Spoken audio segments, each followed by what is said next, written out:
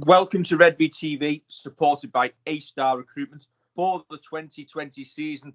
That isn't a season at this moment in time, as we look ahead to Kev and Dave talking rubbish. Right. What's different though? As you can see, we are socially isolating. Social distancing. All right, whatever. Kev's took it to the extreme by going to Widnes.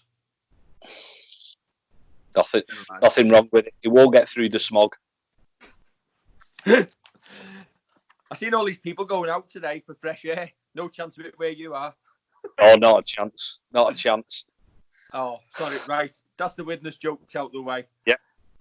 We've been sent a load of questions, Kevin. Yep. Are we going to work way through them? Yep. Let's go. Okay. D. Cairns, 1968. When we return, do you think crowds will be up and will a condensed season be much more exciting? You'd like to think that people will have missed rugby enough for crowds to be up and be kind of hankering for a little bit of live sports. So, yeah, you kind of hope. And I suppose if Saints can market it quite well and make people realise that they're missing the live sports, crowds should be up, or I'd imagine they would be. As the condensed season, listen, I don't think any of us want loop fixtures. I think we just want home and away if you can. And it could end up being more exciting. I mean, we've lost 3 already. I know we'll come on to that with the questions, but it almost makes them games worth a lot more. It's a shame we just didn't know about that before the season started. For me, I don't think crowds will be up, purely from an economic and financial perspective. Obviously, it's a tough time for everybody at this moment in time. A lot of people are going to be sat at home watching this tomorrow during the week when they should be out working, and the money will be down. And I think that's going to have a real knock-on effect on the economy over the next couple of years. It's going to take a few years to get straight. And sometimes luxuries go by the wayside. Yes, we will always end up with our hardcore, but it's going to make the club and all the clubs across Super League, rugby, football, everywhere, work harder to get people's pounds in going forward. I think that's what I mean when we market it. You're probably not going to be able to charge 23 quid or whatever it is to stand in the West, but they've got to do something clever. They've got to think outside the box to get the crowds up. And one way of doing that, we saw it once last year when we opened the East Stand and said to community clubs, listen, if you bring the kids in, you'll get in for whatever, free or a quid or whatever it was, with a paying adult, and they could bring 4 down. And listen, that's if you're starting again, almost that's what they need to do. And there's no reason why, if they tried that, people might see it as a bit of a cheaper day out. If they can go and take up to 4 kids on an adult's ticket, it gets them out the house when all this is lifted, and we can mingle in groups, stay at home, as we keep saying on social media. There's no reason why it couldn't, but they've got to think outside the box with it. Nick Ashall with our next question. So going forward, what can Saints do to increase their revenue streams?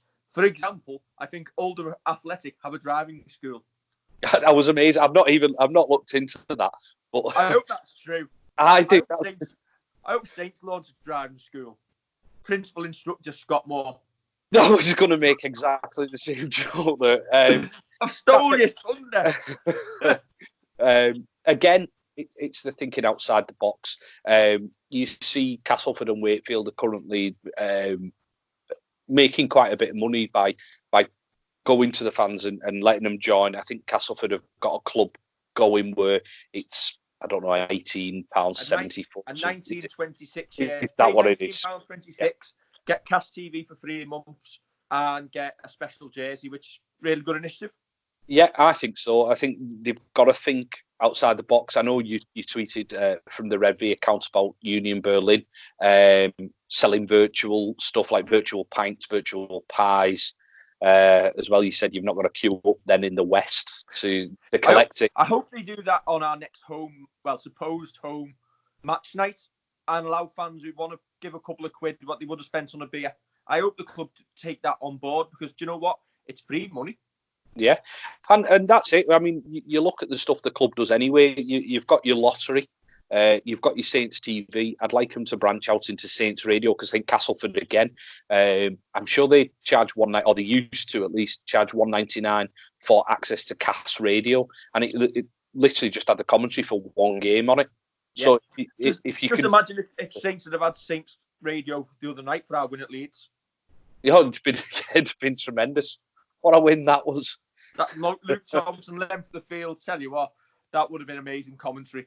Yeah, well, exactly. Hey, we should just do an 80-minute commentary of stuff we've made up. Brilliant. I'm not sure I could keep up with you with that. But you've also there's aliens on the pitch. Oh no! Dear. I was going to say it's a player then, but I can't think. I can't think of one, but I'm not going to name it. Don't. Right. But yeah, we've got lottery that Saints run that goes into the club. You've got your non-ticketed memberships where you just like, instead of paying the full whack for season tickets, $19.99. They've got to think kind of outside the box with it. What I'd like to see is, I know we had Jonathan Thurston at Saints the other week. I think there's a market there for big name stars, the likes of Tyson Fury, etc. The clubs should get together in a little monopoly, and they should work their way around the Super League clubs for the hospitality. That'd be a great idea, that, yeah. Because you would, especially as you say, the big names, the people who've gone out and are at the top of the game, like the likes of Jonathan Thurston.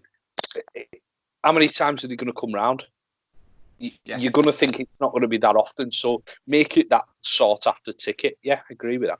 I know, obviously we've spoken about the lottery and things, but let's not forget Saints have got an absolute tremendous hospitality business. I think we sampled that hospitality at the Thursday evening. I thought the meal was fantastic, and I think anybody moving forward, to tell you what, if it was getting married again, or you were getting married again, Kev, it'd be on the board for wedding venues. Yeah, well, I've been to a wedding there as well, and it was tremendous. One of our mates we stand with in the West got married there, and yeah, you're right. I went. Thankfully, our website sponsors, Jungle Out There, were kind enough to give us to sort us out tickets for the Louis testimonial as well. So sample one of the lounges there, which give us a roof over our head. And again, yeah, now we've moved out to Nosey Road. As much as we might have liked and loved Nosey Road, we've moved on and upwards, and we're using that. You see the British Gas vans outside there where they're having conferences there, and you think it's perfect for it. And again, once this is all over, hopefully that'll continue. Okay. Moving on then, Kristian Woolf, a big subject of conversation. We've got quite a few questions in on him. What do we think of Kristian Woolf's start? That comes from David Quinn 09. Listen, let's take it game by game. Salford, there wasn't a problem with that, was there? Obviously, then you move on to Warrington. We lose Walmsley in the build-up. We said at the time, I wouldn't have been. I'd have been happy with the 0 if I was Warrington, but you weren't disheartened with only having 19 with what happened. Only having 19 put on you. So they weren't all that. To coin a phrase. It was one of them games where you thought, yeah, we didn't look like scoring, but still we were solid and we made the best of it. Hull, again, people started getting worried in the first half, and there were a couple of murmurs, but blew them away. Second half, not an issue. Sydney, it was a great performance. People turn around and you look at it, it's a game of inches and percentages, and we weren't far off pushing them even closer than we did. Toronto, worst conditions you're going to play rugby in. I'd imagine cold, wet, horrible, windy. Warrington, add them all together. And we still go out and nil them. Huddersfield, we had chances to win it, didn't take them. And I know people start getting jittery about that. And then finally Castleford, where we were second best all the way through it. It's not the greatest start. You put that in black and white because it isn't. But I think people need to take away the knee jerk and kind of give him chance to implement what he wants to do. Listen, if it doesn't work, fair enough, but you've got to give him that chance. Yeah, And listen, I think we said it on the fan reaction after Castleford. He's not going to be the first Saints coach, and he's not going to be the last Saints coach to go there and lose at Cass. It's a hard place to go, and if Cass get on a roll, you get turned over. But for me, you can't put that all on the coach either. I think the players have got to take their role and responsibility in that as well. Yeah, I agree with that. That's it. I mean, a lot of teams seem to be shutting Johnny Lomax down at the minute, and so a lot of the play goes through Theo Fage. Now, people argue about whether you look at Danny Richardson and Theo in the game against Cass. I don't think if you put Danny Richardson into our side, we win that game, because I think we're second best all over the park, and I don't think unfortunately, I think the pack kind of works a little bit harder than ours. Whether they dominated us is one thing. They were probably better than us, but they just every one of their players kind of played almost more of a cup final game, almost like Warrington do against us.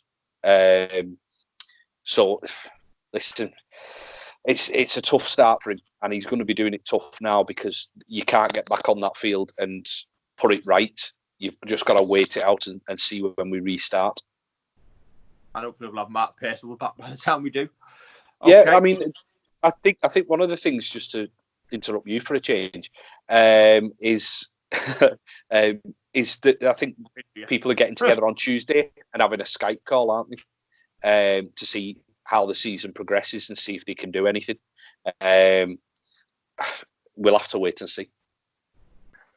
133 Darren. Are we worried that Wolf's brand of rugby is like Kieran Cunningham's? No. Not at the minute. No. As I say, you've just got to give him time. Listen, a lot of it doesn't. Results speak for themselves, and it isn't a great start, as I've just said. But you've got to give him time. You've got to give him time to implement what he wants to do. For me, obviously, that back line has been disrupted over the opening 6 weeks. Lachlan Cook came back in. I thought he added to us at Cass. I think we were still a little bit flat in attack. But it's his first game. Yeah. And that'll come. Yeah, that's it. It's Lachlan's first game back after injury. He's only played half a game because we only had the trial game against London. He played 3/4 of the game against Salford.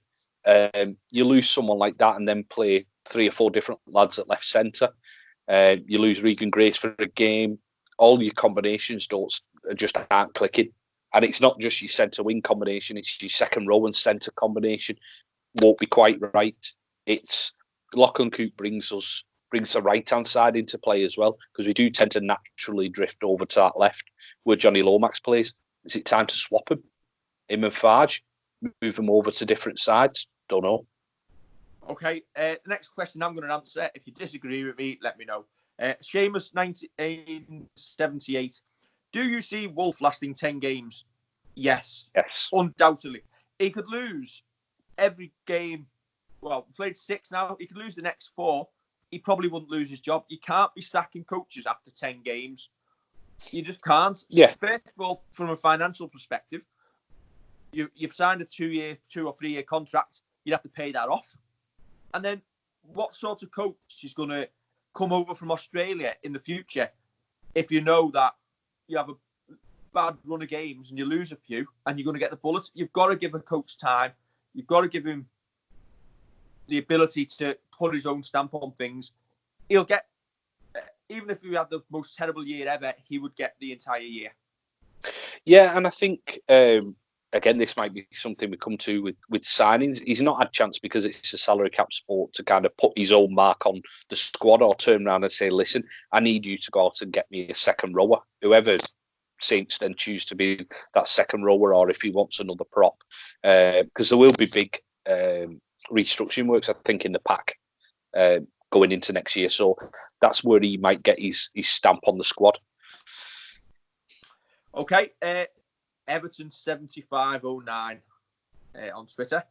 Why do coaches have to change tactics that don't need changing? He's a different coach. He's a different man. He plays his own way. They want to put their own stamp on it. The last thing you want to be is, you know what, I've taken over from Justin Holbrook. I'm playing Justin Holbrook's way. It's Kristian Woolf's way, whether it's right or not. we'll find out in time. Correct. Okay. Steve Smudge. Not him. He's managed to send us a question without swearing, isn't he? Do you think other club fans have a severe knee-jerk reactions to a couple of defeats as Saints fans? If so, who? No. There you go. With our fans, I think I had this rant the other week, we'll always find something to moan about. If we're winning, they'll still find something to moan about. The minute we lose a game, we're the worst club ever. Yeah, I think a lot of fans, I follow a lot of different clubs fans, and everybody's the same. Everybody is honestly the same. You always got that kind of knee-jerk reaction of how it's going. Wigan were the same last season with Lamb when things weren't going well. Warrington fans, the amount of dogs abuse they give Steve Price, who I think is doing a wonderful job not leading them to grand final glory. You see Hull fans changing. Is it Radford in? Is it Radford out? Well, he's out now, so who's the next one going to be along? Listen, you get it all across the spectrum, and I'd love people to turn around and say it's not right. It is. Okay. Paul Caswell, P. Caswell 63. Do you think the Lomax to tyre pass is the most popular in Super League this season? Well, I've just said we tend to go left, and I think now Coote's back in, we'll find ourselves going a little bit more right.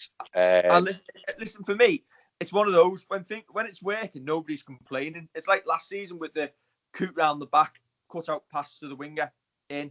Nobody complains when it works. I think we tried it once at Cass and got intercepted.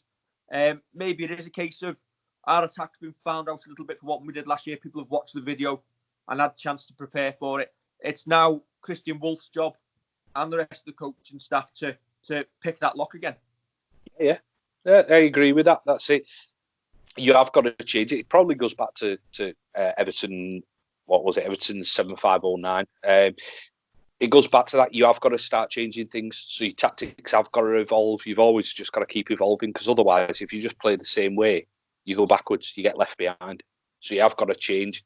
It's making sure them changes are the right changes.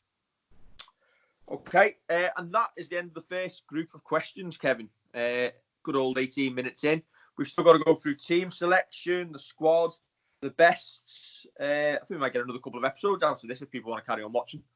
Brilliant. Probably not like, but no. Don't forget to like, share, and subscribe. And we will catch you probably in the next couple of days. We're in the same shirts in the same position because we're just going to carry on filming, aren't we, Kevin? Let's be honest. Pretty much, yeah. Yeah. Don't forget to like, share, and subscribe, and we'll catch you soon.